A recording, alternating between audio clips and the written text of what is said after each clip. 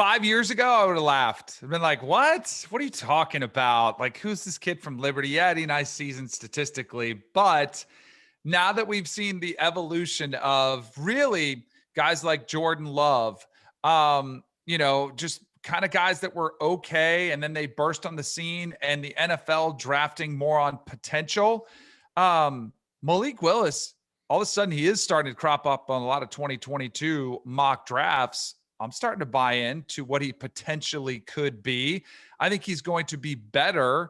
He played well against better competition last year. He might have had a better year than some of these other quarterbacks. So I'm starting to buy in, like on the upside potential there. So yeah, like I'm not going to be foolish enough to laugh at any quarterback prospect anymore and like say, no way. Like a Desmond Ridder at Cincinnati. Like I've seen his name crop up on these. I'm like, really? Are you sure? But he's pretty athletic. He can make some. And like Tom was saying, he said a couple times about Kellen Mond. Like when you watch Kellen Mond this past year, does he really look like he's NFL potential? And does he look like he's and you're like, no, but he looked great at his pro day, and he made that throw rolling to his left and chucking it across his body. So let's go. Let's go ahead and draft him. Like the NFL has kind of just gone with the way of the NBA and said, we'll draft on potential. And so Malik Willis is an incredibly gifted player. I mean, I did see Quincy Avery, the quarterback guru who's out there, who is trained Deshaun Watson. A lot of big name guys said he had, quote, the livest arm of anybody he's had. Huge arm. Like, huge arm. So, I mean, he probably will be a guy that gets drafted incredibly high if he stays healthy and has a halfway decent. I don't even think he has to replicate what he did this past season, but if he has a pretty good season, he'll be up there for sure. Yeah, we like you said, Chip, we talked about this on the crossover a lot, but I do think that Malik Willis, somebody's going to fall in love with him. I mean, it only takes one team because he does have that huge arm. He is an excellent, he's an excellent athlete. He's talented, and he's putting up numbers in that offense. Just my concerns with him is like, Danny, you mentioned he did well against good teams.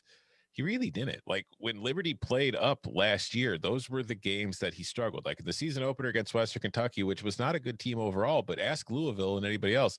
That defense was pretty salty. He only averaged 6 yards per attempt, completed over 60% of his passes. Against Virginia Tech, he completed 67% of his passes, but it was only 7 yards per attempt. Against NC State, he completed 41% of his passes for 5 yards per attempt with 2 touchdowns and 3 interceptions. And against Coastal, he completed 66% of his passes, but only 7.5 yards per attempt, no touchdowns, 2 interceptions. So but he ran for 137 against Coastal. He did. He's a runner too. Like this is the new dimension of football where we're going. But I do think that in the NFL, you still need to be able, it's passing is always, it's awesome to have a quarterback who can run, but Lamar Jackson aside, we're yet to see that quarterback in the NFL who can just get by as a runner and not really is a great passer yet. And we've seen the Ravens get to the playoffs, but they kind of hit a ceiling at a certain point. But my other concern too, and this is not fair, but again, we talked about this on the crossover, like he was at Auburn competing with Bo Nix. But Bo Nix. And all the caveats of the Gus Malzahn pop gun offense aside, maybe Malik's arm was way too strong for what Gus wants from his QB. We don't want to throw it down the field like more than 20 yards. So we got to take that out of the rotation. But the fact that he couldn't beat Gus, or he couldn't beat out Bo Nix in a QB competition, is a red flag to me. And maybe that changes this year. And it's not to say he can't, because again, he's very talented. He's got a very good arm, and he's in an offense that's going to put him in places. But another factor too, who's the last QB to come out of one of Hugh Freeze's offenses to go on to be, a great NFL player? A lot of QBs have put up great numbers. Not many have gone on to be great NFL QBs. Dr. Bo Wallace, Swag Kelly, it's not a long list, but I mean, it's like we talked about it is very much the, Bud looking me dead in the eyes and telling me like college stats don't matter. And I'm just like, what? They called me up and they put me on the Virginia Talk Radio Network, and much love to Ed Lane, but he's a Cover 3 listener. So he's going to hear this. And he even said to me, he's like, hey, I want to bring you on here in Virginia for your Malik Willis take. And I'm like, what? that is a disservice to your listeners. They're just going to get angry. Like they just, that's Chip. So you don't believe Malik Willis? Explain. And I was like, no.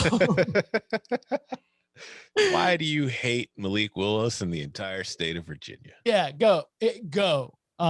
But you know, that's where I went a little bit softer in the radio hit, and I just explained it's like based on what I've seen against the best opponents and what we remember from the Auburn coaching search, yada yada yada. I could change my mind.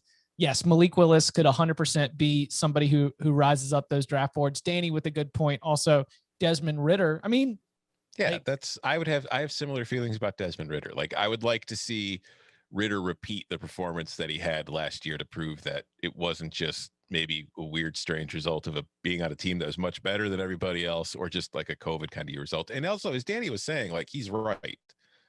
Malik Willis, as far as traits and as far as potential, that is going to be extremely attractive to NFL teams, because we have seen teams in the NFL take more chances on traits because, like Bud has told you, they've learned over the years that college production doesn't really correlate automatically to NFL production. So they tend to take lottery tickets, particularly at the quarterback spot where, you know, you find the right QB and you could screw up everywhere else. As long as you've got the QB, you're going to have a job for a while and you've got a chance to compete. And it just makes it so much easier to fill out your roster when that one question is settled.